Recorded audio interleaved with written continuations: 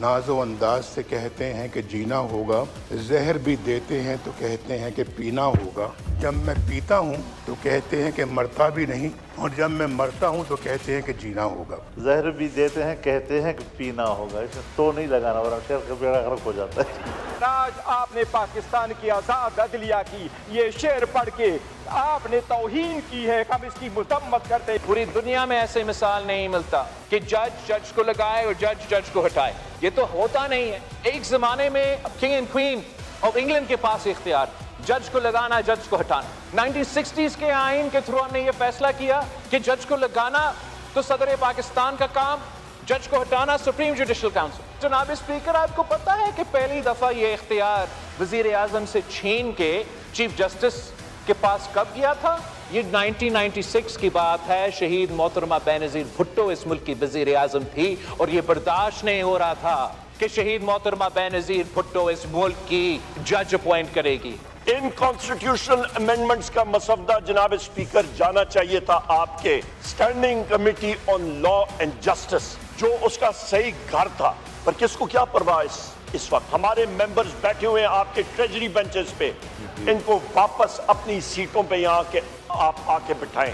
कि अगर एक जज है तो उससे हुक्मरान पार्टी घबरा रही है, अगर दूसरा जज है तो उससे हिज़्ब इख्तिलाफ की जमात जो है वो घबरा रही है, और एक की कोशिश ये है कि फलां जज हो, दूसरा कहता है कि फलां जज हो। जो मालाती साजिश हुआ करती थी और जिसके ज़रिए हुकूमतों को घर भिजवाया जाता था, जिसके ज़रिए वज़ीर आज़म को उनकी छुट्टी कराई जाती थी, जिसके ज़रिए मनमानी फ़ैसलों से रेकोटेक कार के, जिससे कि पाकिस्तान के ख़जाने को अरबों डॉलर के नुकसान हुए, इस तरमीम के ज़रिए न सिर्फ इंसाफ का हसूल आसान होगा, आम आदमी को इंतज़ार नहीं करना पड़ेगा। यहाँ पर एक नाम लिया गया एक जज का सुप्रीम कोर्ट के, जो पता नहीं क्या क्या बातें करते थे, वो इस्तीफ़ा दे के घर चले गए। एक नया सूरज आज निकलेगा इंशाअल्लाह। मौलाना मुफ्ती महमूद साहब के साहबजादे और उनके पोते और वज़ीर आज़म जुल्फ़िकार अली भुट्टो साहब के नवासे, ज़ाहिर है उनके दामाद की सरपरस्ती में ये जो सब कुछ हुआ है, इसने उस आइन की जो रूह है उसको मुतासिर किया है। बिस्मिल्लाहिर्रहमानिर्रहीम, अल्लाहुम्मा सल्लि अला मोहम्मद सल्लल्लाहु तआला अलैहि वसल्लम। अस्सलामु अलैकुम व रहमतुल्लाह। उम्मीद करता हूँ कि आप सब खैरियत होंगे और वेलकम टू 365 डिग्रीज। इंतहाई तारीख साज वीकेंड गुजरा। कुछ दिन कबल ही SCU का समिट इजलास हुआ था, बड़ी कामयाबी से हुआ, और अब 2 महीनों की मेहनत के बाद छुट्टी के दिनों में मैराथन की तरह लंबे लंबे सेशंस के जरिए पूरी रात बैठकर 26वीं आईनी तरमीम 16वीं कौमी असेंबली के 10वें सेशन में आखिर मंजूर हो ही गई।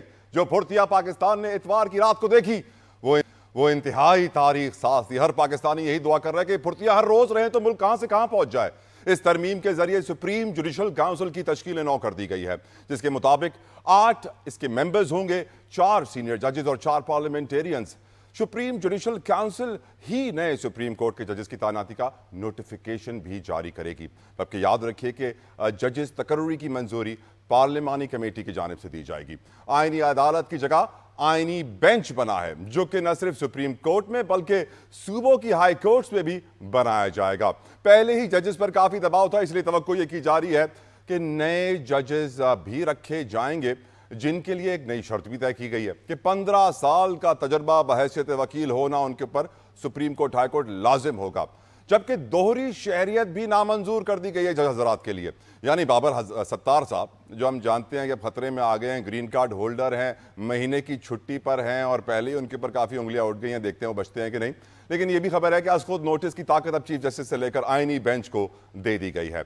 चीफ जस्टिस के ओहदे की मुद्दत 3 साल कर दी गई और रिटायरमेंट की एज 65 साल कर दी गई। मौलाना की मेहनतों की बदौलत शरिया कोर्ट्स के जज साहिबान भी अब सुप्रीम कोर्ट के जज बन सकेंगे।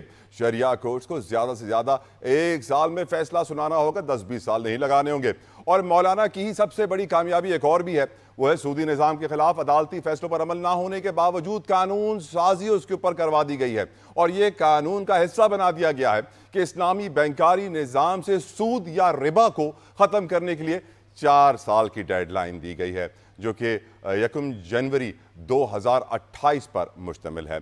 यानी इस्लामी बैंकारी को मजीद सूद खाने के लिए 4 साल दे दिए गए हैं। वो रिबा जिसको शरिया कोर्ट पहले ही गलत करार दे चुकी है, अब वो 4 साल तक इस्लामी बैंकारी निज़ाम में जारी रखा। आपको थोड़ी हिस्ट्री बताते हैं।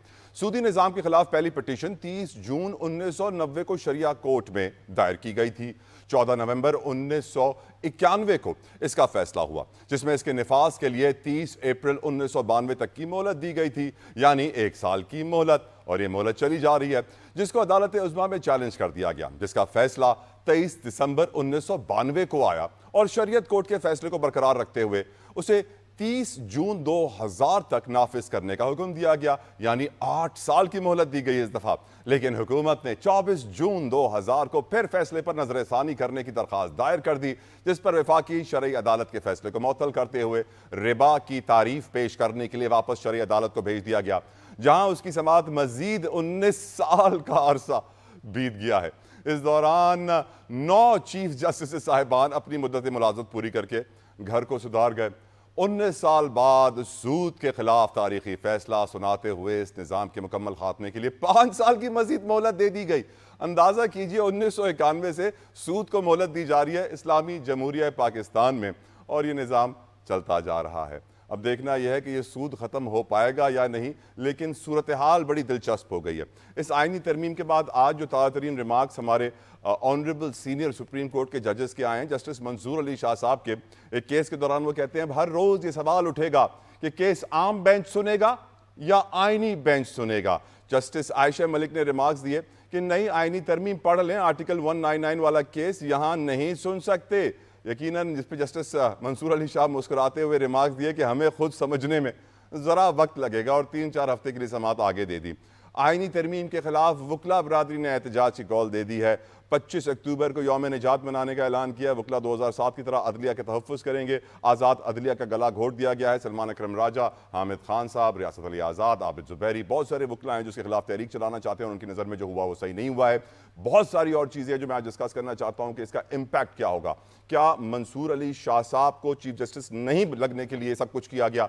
क्या काजी फैज़ ईसा साहब के लिए कुछ सहूलत करने के लिए, या PTI के लिए, या अवामुन नास के लिए?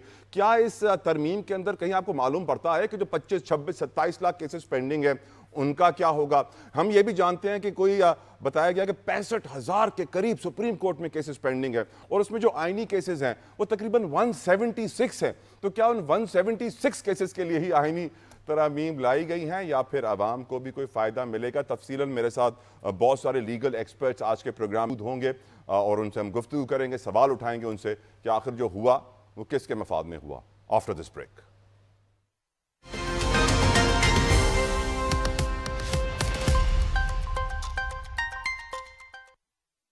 Welcome back viewers. यकीनन हमने जो देखा हफ्ता और इतवार को, उसके बाद हर पाकिस्तानी सवाल एक ही पूछ रहा है कि ये सारी मेहनत, ये अनथक मेहनत, ये मैराथन सेशंस असेंबली के, क्या नवाज शरीफ साहब के जख्मों पर मरहम रखने के लिए किए गए? क्योंकि वो हमेशा से कहते थे ना, एहतसाब होना चाहिए साबिक चीफ जस्टिसों का, मेरे साथ जो जुल्म हुआ है उसका उन्हें जवाब देना पड़ेगा, या फिर PTI की मुश्किलात में इजाफा करने के लिए, या फिर अवामुन नास के वसी तर मफाद में जो 26-27 लाख केसेस पेंडिंग हैं उनको ख़त्म करने के लिए। मेरे साथ प्रोग्राम में आगे चल के आबिद ज़ुबैरी साहब भी होंगे, या फरीद भी होंगे, हाफिज़ एहसान अहमद साहब भी होंगे, हम इरफान कादिर साहब को भी लेंगे। लेकिन गुफ्तगू का आगाज़ में करना चाहता हूँ, बैरिस्टर आमिर हसन साहब ने मुझे ज्वाइन किया है। पीपल्स पार्टी से आपका ताल्लुक है, किसी तारुफ के मोहताज नहीं है। बैरिस्टर साहब, thank you so very much for your time. Barrister साहब, तकरीरों के अंदर असेंबली में तकरीबन सारे लीडर्स ने बोला कि अवाम को अब जल्द और बर वक्त इंसाफ मिलेगा, पर ये जो अमेंडमेंट्स हुई हैं इसके अंदर मुझे कोई ऐसी शिक नज़र नहीं आ रही सिवाय शरिया कोर्ट के कि वो उनको 1 साल में फैसला देना है। बाकियों को तो किसी को पाबंद नहीं किया गया, कोई टाइम फ्रेम नहीं दिया गया। क्या आपको लगता है ये नवाज शरीफ साहब के जख्मों पे मरहम पट्टी की गई है, ये PTI की मुश्किलात बढ़ाने के लिए किया गया है, या फिर एक्चुअली आप इधर मफाद में यह आईनी तरमीम आई है 26वीं? आमिर साहब। बहुत शुक्रिया जी। देखिए, अवाम को रिलीफ देने के लिए सबसे बेहतर जो फोरम होता है वो पार्लियामेंट होता है। अच्छा, ये किसके जख्मों पे मरहम रखा गया है? तो मेरे ख्याल से ये आइन के जख्मों पे मरहम रखा गया है, ये पार्लियामेंट की सुप्रीमेसी के जख्मों के ऊपर मरहम रखा गया है। हम पिछले 20 साल से बिलखसूस और पिछले 50 साल से बिलअमूम जुडिशरी के अंदर बैठी हुई काली भेड़ों और डिक्टेटर्स के ज़ेर असर थे। जब ये इफ्तिखार चौधरी का इंपीरियलिज्म आया है, जुडिशल इंपीरियलिज्म, तो उसमें आपने देखा कि चीफ जस्टिस बैठ के कभी सदर को कटहरे में बुलाता है, कभी प्राइम मिनिस्टर को कटहरे में बुलाता है, कभी उनके बुनियादी हक पार्लियामेंट के की हुई तरमीम को वापस भेज देता है। वो कहता है कि मैं अपना तकर्रुर भी खुद करूंगा, प्राइम मिनिस्टर भी मेरी मर्जी का होगा तो रहेगा, सदर भी मेरी मर्जी का होगा तो रहेगा। अच्छा, इसने जो स्टैंड स्टिल पे पाकिस्तान के सियासी निज़ाम को रखा हुआ था, उसकी वजह से आपकी फ्रेजाइल इकोनॉमी सह नहीं पा रही है, और जब तक आपकी स्टेबिलिटी पॉलिटिकल ना हो तो इकोनॉमिक कैसे हो सकती है।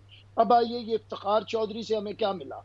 इफ्तिखार चौधरी रेकोर्डिक में अरबों रुपए का नुकसान कर जाता है, उसे कोई पूछने वाला नहीं है। उसके बाद कोई साकिब निसार आता है, नुकसान कर जाता है, कोई पूछने वाला नहीं है। अभी अदलिया ने फाइज ईसा साहब ने जो निकाला भुट्टो शहीद का केस और कहा कि जुल्म हुआ था 50 साल के बाद, तो ये लूला लंगड़ा इंसाफ किस काम का है? अच्छा, जब आप अपने 184 के तहत आपका बुनियादी काम था डिस्प्यूट रेजोल्यूशन, किसके दरमियान? गवर्नमेंट्स के दरमियान, फेडरल गवर्नमेंट और प्रोविंशियल गवर्नमेंट्स। इसमें एक भी केस सुप्रीम कोर्ट ने 50 सालों में कोई फैसला नहीं किया है। तो सुप्रीम कोर्ट करती क्या है? 184(3) जो कि 199 का था, उससे सारे काम करना शुरू हो गई। ना वो किया 184 वाला काम, और ना 185 में जो इसका काम था एपीलेट कोर्ट का। 30-30, 40-40 साल से लोगों की अपीलें पड़ी हैं, लोग मर जाते हैं। तो क्या वो अपीलें अब सुनी जाएंगी? क्या 25, 26, 27 लाख पेंडिंग केसेस खत्म हो जाएंगे? क्या 65,000 सुप्रीम कोर्ट के पेंडिंग केसेस सर खत्म हो जाएंगे? जी बिल्कुल। कैसे? यही मैं कहना चाह रहा हूँ। कैसे? मैं बताता हूँ। ये जो पॉलिटिकल केसेस होते हैं, हमारा 20 साल से, आप देखें, मैं सिर्फ एक बुनियादी नुक्ता है, हम इफ्तिखार चौधरी के दौर से कोर्ट रूम नंबर 1 के पास हैं। आपकी सुर्खियां भी ये बनती है और सियासतदानों की और पार्लियामेंट की जान भी इसी पे निकाली होती है। जज अब क्या करेगा फैसला, जज क्या करेगा, कौन सा बेंच बन गया, कौन सा बेंच बनेगा तो क्या करेगा, ये जज उधर होगा तो क्या करेगा, ये जज उधर होगा तो क्या करेगा। अच्छा, किसी ने कभी मोहम्मद बूटे का केस नहीं सुना, सुगरा बीबी का केस आपकी भी टिकर नहीं बनता। तो सर आप यही कह रहे हैं कि वो जो 176 केसेस हैं वो सुप्रीम कोर्ट का 90% वक्त ले जाते हैं, जिसकी वजह से दूसरे केस नहीं सुने जाते। लेकिन what about the lower court, city court, district court, session court, high court, उनमें बेहतरी कहां से आएगी? क्या वहां पर भी आपको लगता है कि ज्यादातर केसेस आईनी है सर? जी, मैं जो तो ये सब ये बताना चाह रहा हूँ। एक तो अब आईनी बेंचेस जो हैं सूबों में भी बनेंगे।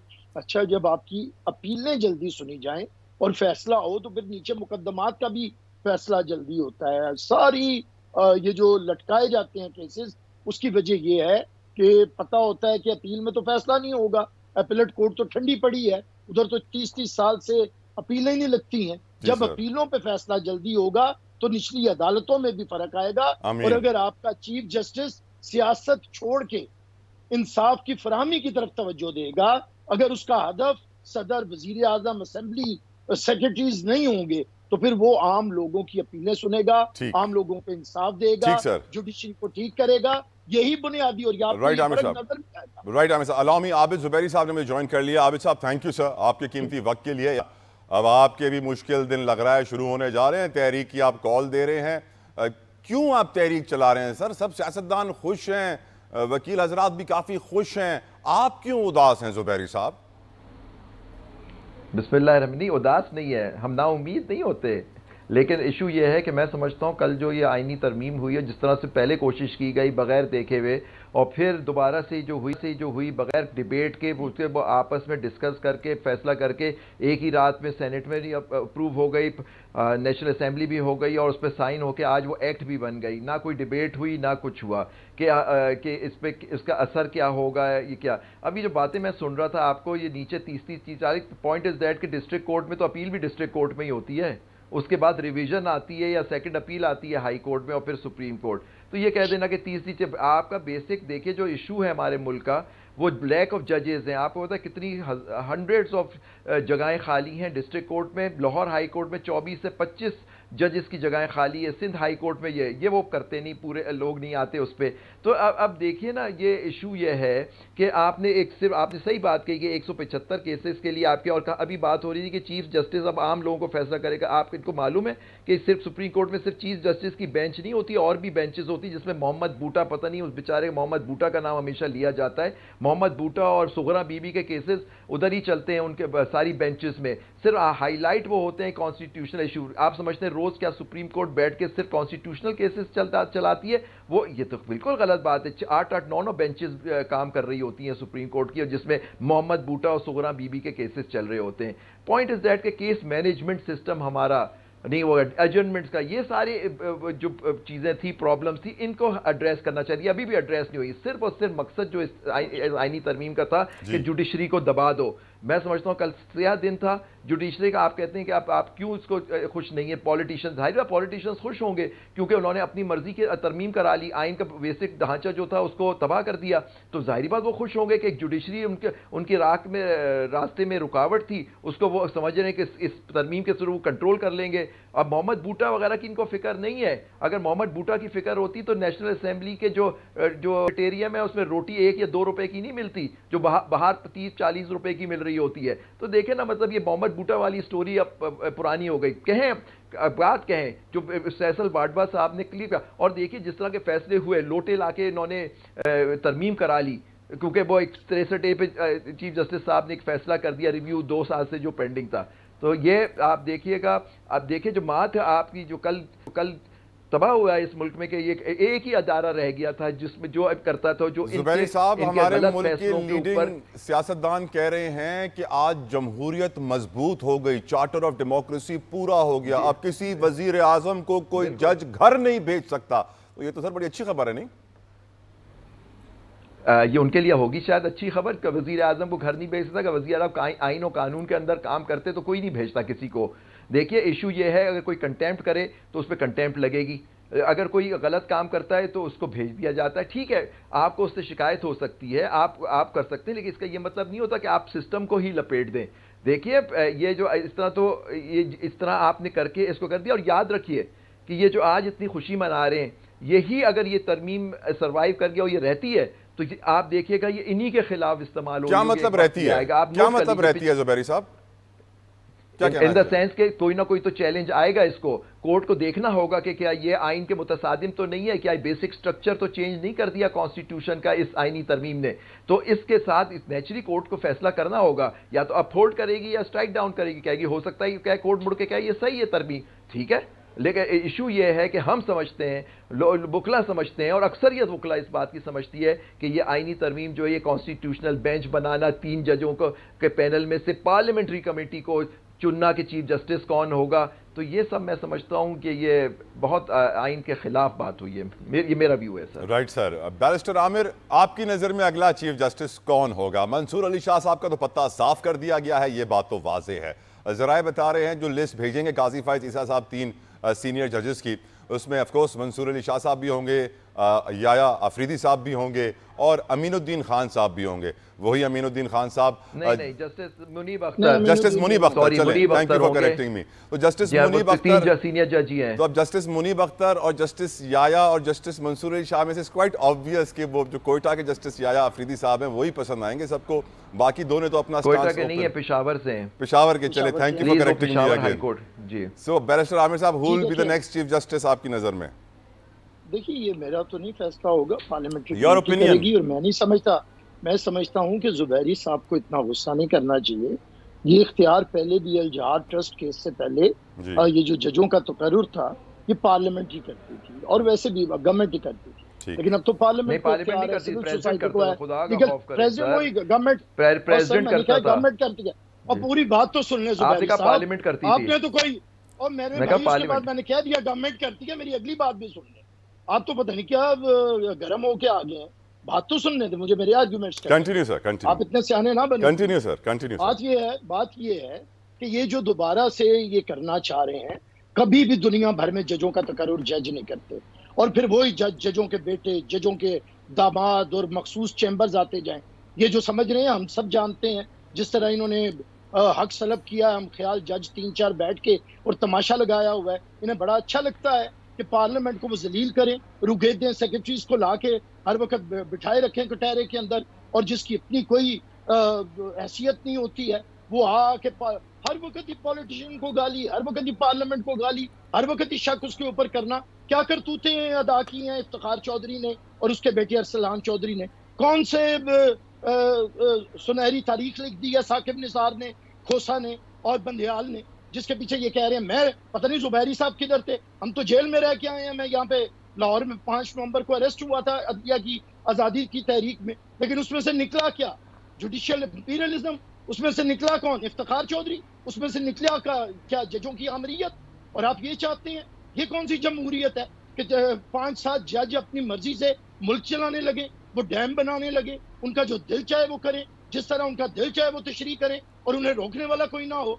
पार्लियामेंट बनाती है कानून, पार्लियामेंट बनाती है आईन, लेकिन पार्लियामेंट की सेंस को देखे बगैर, उसके एसेंस क्या है कानून की, उसे देखे बगैर आप अपनी मर्जी से फैसले लिखने लगे, आप कॉन्स्टिट्यूशन को रीराइट करने लगे, आप बदमाशी करने लगे, और उसे रोकने वाली कोई ना हो।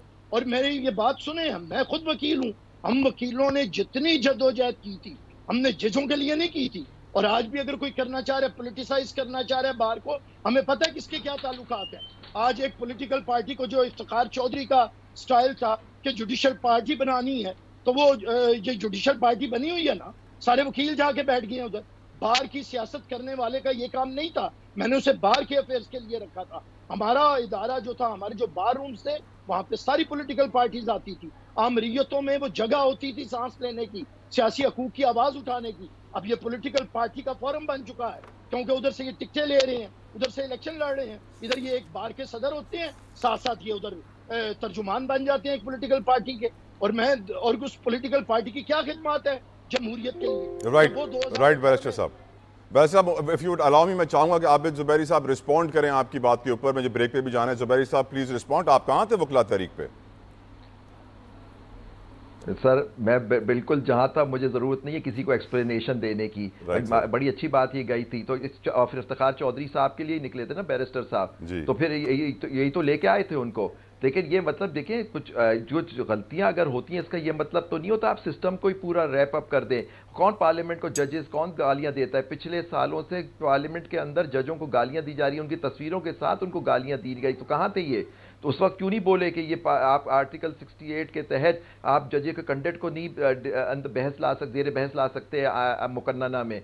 तो लेकिन आप देखिए, इसका ये मतलब थोड़ी होता है कि आप सुप्रीम कोर्ट को ही रैप अप करने की कोशिश करें, उसकी पावर। आज ट्रिब्यून की हेडलाइन सारा डिफाइन करती है कि ये जो आज the wings of the judiciary has been clipped. ये आप देख लीजिए, आपका यहीं का लोकल अखबार है, उसने ये बात कही है। तो अब ये वक्त ही बताएगा कि अगर ये इसको जुडिशरी को ख़त्म करके, ताबे करके आप समझते हैं कि आपके हक में फैसले आएंगे, तो ये भी आपकी बहुत बड़ी गलती है जो ये सोचता है, क्योंकि यही जो इस तरह से करता है, यही यानी आप कह रहे हैं कि सांप के दांत जो हैं वो दोबारा निकल आएंगे। वो फैंग्स जो होते हैं, अगर आप एक बार क्लिप भी कर दें तो वो दोबारा निकल आते हैं और उनके अंदर जहर भी आ जाता है। मुझे वो तो तला क्लिप तो पर करते हैं, दांत थोड़ी। वो दांत भी काट देते हैं ना, जिस तरह वो कह रहे थे ना मौलाना साहब के हमने दांत काट दिए हैं, वो काट दिए थे मौलाना साहब ने। मुझे नहीं मालूम मौलाना साहब किसको कह रहे थे, लेकिन सेनेटर शहरी रहमान ने उसका जवाब दिया था। जी हाँ, मुझे एक ब्रेक लेनी है सर, डिस्कशन कंटिन्यू करेंगे। जुबैरी साहब, बैरिस्टर आमिर हसन साहब, आप मेरे साथ मौजूद रहे। ब्रेक ले रहे हैं, ब्रेक के बाद और भी बहुत सारे सवाल इंपॉर्टेंट है आपके लिए, इनसे पूछने हैं मैंने। आपका हिम्मत जाएगा, stay with us.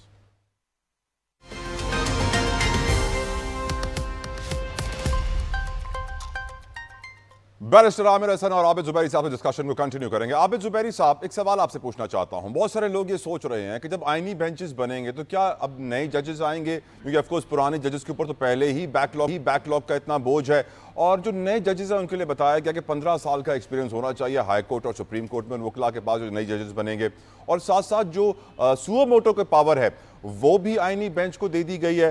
And at the same time हम ये भी जानते हैं कि चीफ जस्टिस की मुद्दत मुलाजमत 3 साल कर दी गई है, रिटायरमेंट एज 65 कर दी गई है। क्या इंपैक्ट देख रहे हैं आप इन डिसीजंस का सर? देखिए, मैं तो आपको पता है, मैं basically on principle I am against this 26 amendment. देखिए, इसमें सिर्फ जुडिशरी कोई टारगेट नहीं किया। अब आप देखें आर्टिकल 215 में उन्होंने कहा जब तक नया चीफ इलेक्शन कमिश्नर नहीं आते और बाकी मेंबरान नहीं होते तो यही कंटिन्यू करेंगे। मतलब कि अब आपको पता है तरीक़ाकार ये दिया हुआ है कि अपोजिशन और गवर्नमेंट ने मिलकर इनको अपॉइंट करना है। अगर फ़र्ज़ करें वो किसी कंसेंसस पे नहीं पहुंचते, वो नहीं पहुंचेंगे, तो यही लोग चलते रहेंगे। तो आपने उसको भी पूरा अपनी मर्ज़ी का इलेक्शन कमीशन को भी आपने उसको तूल दे दी उसकी कॉन्स्टिट्यूशनली। फिर जुडिशल का आपकी कॉन्स्टिट्यूशनल बेंचेस की अभी तो देखना है कि इसको अपॉइंट कौन करे। अब देखिए ना, अब कल तक इनको चीफ जस्टिस का 3 दिन पहले इसमें लिखा हुआ है, कल तक चीफ जस्टिस का पार्लियामेंट्री कमेटी, अब सिर्फ पार्लियामेंट्री कमेटी करेगी, उसमें इनकी का मर्जी का होगा कि जो इन तीनों में से किसको चीफ जस्टिस बनाते हैं। जिसको बनाना होगा वो देख लेंगे फिर क्या होता है, उसके 2 प्रोविजन्स हैं, उसका क्या इफेक्ट होता है। अब देखिए ये सब अनचार्टेड टेरिटरी है जिसके अंदर वी हैव टू सी के व्हाट्स हैपनिंग। लेकिन फिर दूसरी जो चीज़ आपको देखनी कि बेंचेस में कौन होगा, तो यही इन्हीं अभी फिलहाल तो इन्हीं में से जजेस आएंगे और इन्हीं की बेंच बनेगी। अब देखिए वो भी जुडिशल कमीशन अपॉइंट करेगा। आप देखें तो अब जुडिशल कमीशन आपको पता है इस वक्त तो 4 दिन जो है वो तो ये मौजूदा चीफ जस्टिस साहब उसको हेड करेंगे। तो हो सकता है वो अपने जाने से पहले वो कुछ जुडिशल कमीशन में अपनी जजेस लगा के जाएं तो कॉन्स्टिट्यूशनल कोर्ट में। तो अब इससे पता लगेगा कि अब आगे 3-4 दिन में क्या होने वाला है, वो तो वक्त ही बताएगा जी। 25 अक्टूबर को यौम निजात की बात हो रही है, वकला तहरीक की बात हो रही है। ज़ुबैरी साहब, डू यू थिंक कि वकला तहरीक हो पाएगी? स्पेशली हम जानते हैं जब वकला तहरीक पहली चली थी उसके बाद वकलाओं को इतने ग्रांट्स मिल जाती हैं हुकूमत से कि वो ज़्यादातर वकला आज सियासी हैं और आपके पार्टी वाले वकील जो हैं वो कम हैं, हुकूमती वकील ज़्यादा हैं। वकला तहरीक क्या कर लेगी ज़ुबैरी साहब? देखिए वकला तहरीक, देखिए आप मैं तो समझता हूँ कि मुवाजना करना 2007 की और आज की उससे बिल्कुल मैं नहीं समझता कि आप उस वक्त वकील गरीब थे, अब वकील बहुत रईस हैं।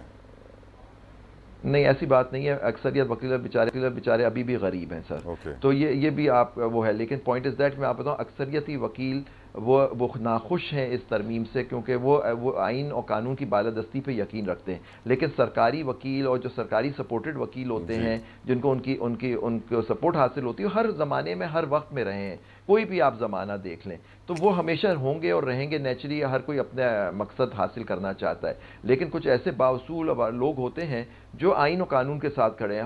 हम आइन और कानून की बालादस्ती की बात कर रहे हैं, हम किसी शख्सियत की बात नहीं कर रहे, किसी शख्सियत की बात नहीं कर रहे कि जी इसको होना चाहिए उसको नहीं होना चाहिए। एक तरीका का मुरतब था कि सीनियर जज को होना चाहिए। उसमें आप देखिए पिछले साल जस्टिस मंसूर अली शाह पूरे वक्त जो सारे केसेस हुए उसमें जस्टिस फाइज ईसा साहब के साथ रहते थे वो, और उनका रहा था। तो ये कह देना कि ये जज उधर है उधर नहीं, लेकिन आइन एक तरीका देता था कि सीनियर जजों को, ताकि कि डिस्क्रेशन जो होता है कि अपनी मर्जी का चीफ जस्टिस लगा दिया जाए वो ख़त्म हो जाए, जिसको आप समझते हैं कि वो आपके हक में फैसले करेगा। देखिए बिल्कुल आप बात सही है कि आप ज़रूर मुशावरत हो, उसकी मुशावरत से अपॉइंट पहले भी हुआ करता था कि प्रेसिडेंट और प्राइम मिनिस्टर जज बनाते थे चीफ जस्टिस से, इसकी कंसल्टेशन से।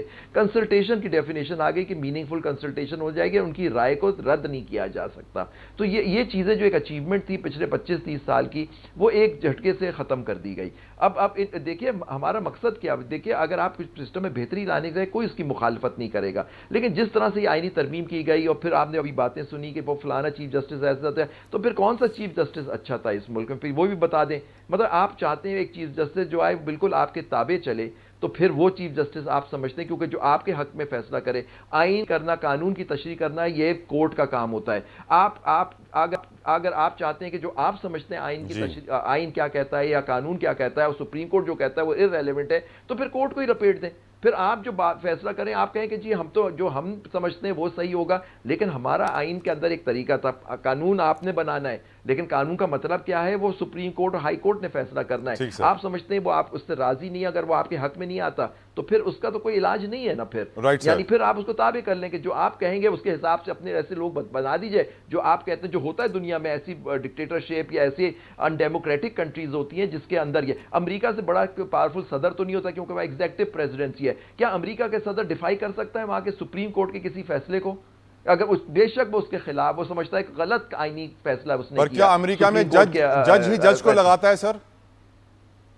जी नहीं, उसका वहां सिस्टम अलग है। वहां सिस्टम इसलिए है कि वहां एग्जीक्यूटिव प्रेसिडेंसी है, वहां सदर लगाता है लेकिन अप्रूवल कांग्रेस देती है उसकी, क्योंकि हमारी एग्जीक्यूटिव प्रेसिडेंसी नहीं है, हमारी है पार्लियामेंट्री डेमोक्रेसी। अमेरिका के एग्जाम्पल देना भी बिल्कुल गलत है। पार्लियामेंट्री डेमोक्रेसी में खुद देखिए, इन्होंने खुद ही 18वीं 19वीं पार्लियामान ने करके एक जुडिशल कमीशन बनाया था ना सर, खुद तो नहीं बन गया था, इन्होंने ही तरमीम की थी ना सर, ठीक सर, पार्लियामेंट ने, वो ठीक पार्लियामान ने उसके अंदर आप समझ, लेकिन अब आपने अपनी आपको अक्सरियत देके जजेस को इररेलेवेंट कर दिया, तो फिर फायदा क्या हुआ सर? यानी मैंने आप अपनी मर्जी से जज लगेंगे, जजेस जो चीफ जस्टिस वगैरह उनकी जो राय होगी वो आप हमेशा उसको दबा लेंगे। ठीक सर। बैरिस्टर आमिर हसन साहब, बिलावल साहब चाहते थे आईनी अदालत बनाना, नहीं बना सके, आईनी बेंच बनाने में कामयाब हुए मौलाना साहब की वजह से। क्या आप समझते हैं कि नए जजेस आएंगे और नए जजेस आने के बाद ये जो बैकलॉग है ये ख़त्म हो जाएगा, बेहतरी आएगी निज़ाम में, ख़ासतौर पे जो टेन्योर 3 साल किया है चीफ जस्टिस का, रिटायरमेंट की एज 65 कर दी है? Your views on it sir. देखिए, कोई भी नहीं चाहता कि कोई जज ताबे हो किसी के, ना कोई इदारा चाहता है। मुल्क का कॉन्स्टिट्यूशन बड़ा वाज़ेह है, ट्राइकोटमी ऑफ पावर है, सबकी अपनी अपनी डोमेन है। लेकिन जब चीफ जस्टिस अपना अदालती काम छोड़ के एग्जीक्यूटिव के मामलात में दखल अंदाजी करेगा तो हुकूमत को वो बंद कर देगा, तो फिर पार्लियामेंट और जो एग्जीक्यूटिव है वो फिर से रिएक्ट करेगी। देखिए, मैं नहीं कहता अगर कोई जजेस अच्छे आए हैं तो जुबैरी साहब बता दें कौन से अच्छे जजेस आए हैं। तकरीबन 8 साल रहा है इफ्तिखार चौधरी, कौन से कारनामे अदालती तारीख में करके चला गया है, और कौन सा, चले मेरा मोहम्मद बूटा सुगरा बीबी ने बड़ी आम सी बात लगी, तो ये बता दे किसी आम आदमी को कितना इंसाफ मुयस्सर आ गया। हम 18 साल से जुडिशल एक्टिविज्म जिसे ये कहते हैं और जिसे मैं जुडिशल इंपीरियलिज्म कहता हूँ उसके तहत गुजार रहे हैं। उसमें मुझे बताएं कि आम आदमी का क्या भला हुआ है, कहाँ पे आम आदमी को इंसाफ मिला है। जुडिशल एक्टिविज्म में जब जज, सदर और वजीर आजम और हुकूमतें खत्म कर रहा है तो वो इंसाफ क्यों नहीं दे पा रहा जी? वो इंसाफ के इदारे को दुरुस्त क्यों नहीं कर पा रहा? तो देखिए, वकला का हमारा काम पॉलिटिसाइज होना नहीं था, हमें एक तरफ खड़ा होना नहीं था, हमें जजों की आमरीत कायम करनी नहीं थी। हमारा ही तो काम था, बल्कि हुकूमत से ज्यादा हमारा काम जुडिशरी के ऊपर नजर रखना था कि जजेस जो हैं वो अपनी आमरीत कायम करके और इंसाफ के ये ग्रुप्स ना बना लें कि अभी कह रहे हैं ना कि जज नहीं बुरे लगते, जजों को जज बुरे लगते हैं। ये जब से अल जहाद ट्रस्ट केस आया है, सजाद अली शाह के खिलाफ उसी के जज खड़े हुए थे, इसी तरह फाइज ईसा के खिलाफ उसके जज खड़े हो जाते हैं। यहाँ पे तो अपने ही जज, ब्रदर जजेस जो हैं, एक दूसरे के साथ जो सलूक कर रहे हैं और जो फिर आइन के साथ सलूक कर रहे हैं, और फिर अपने हम ख्याल जजेस 2-3 जो हैं जेब में रखे हुए, वो साथ बिठा के जो फैसले करना शुरू कर देते हैं। क्या इन्हें ये समझते हैं कि आइन की तशरीह हो रही है? तो मैं फिर ये सवाल करता हूँ कि इतना बुरा ना समझ लें पार्लियामेंट को, इतना बुरा ना समझ लें इदारों को। आज अगर ये जितनी भी अमेंडमेंट्स आई हैं ये सारी, अभी इन्होंने एतराज कर दिया, मुझे बताएं कि कॉन्स्टिट्यूशन लॉ में क्या होता है? अगर एक चीफ इलेक्शन कमिश्नर खत्म हो जाए तो जब तक नया नहीं बनता तो कौन होगा? तो उसी को, और हर एक का ये होता है, नए प्रेसिडेंट के आने तक पुराना ही काम करता है। यही कॉन्स्टिट्यूशनल स्पिरिट होती है, उसी पे ये फैसला हुआ है ताकि कोई बीच में खला पैदा ना हो। और फिर इन्हें कहता हूँ कि क्या ये सारी चीजें, ये अगर जजेस कोई जाके पार्लियामेंटेरियंस तो नहीं कॉन्स्टिट्यूशन बेंच में बैठेंगे तो जजेस, हाँ ये होगा कि कॉन्स्टिट्यूशन नए जज होंगे, ये पुराने जज होंगे, हर सूबे से होगा, और हर नहीं इन्हीं में से जज होंगे, जो सुप्रीम कोर्ट के जजेस हैं इन्हीं में से जज होंगे। और फिर ये भी होगा, बैरिस्टर आमिर साहब, ये तो पहले जजेस ओवरबर्डन्ड हैं वर्कलोड से, पेंडिंग बैकलॉग केसेस से, नए जजेस नहीं आने चाहिए सर?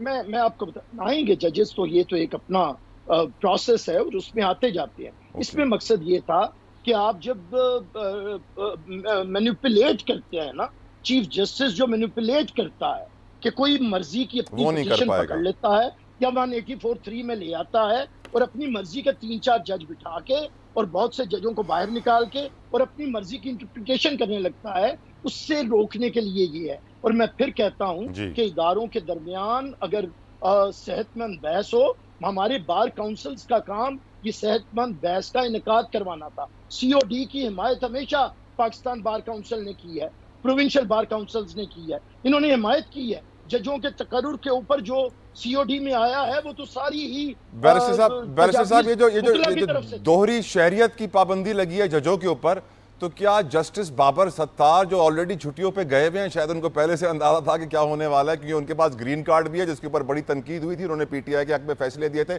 खत भी लिखा था चीफ जस्टिस को कि हमें हिरासा किया जा रहा है, अब वो तो अब मेरे ख्याल से नहीं रहेंगे जज, आपको लगता है वो रहेंगे?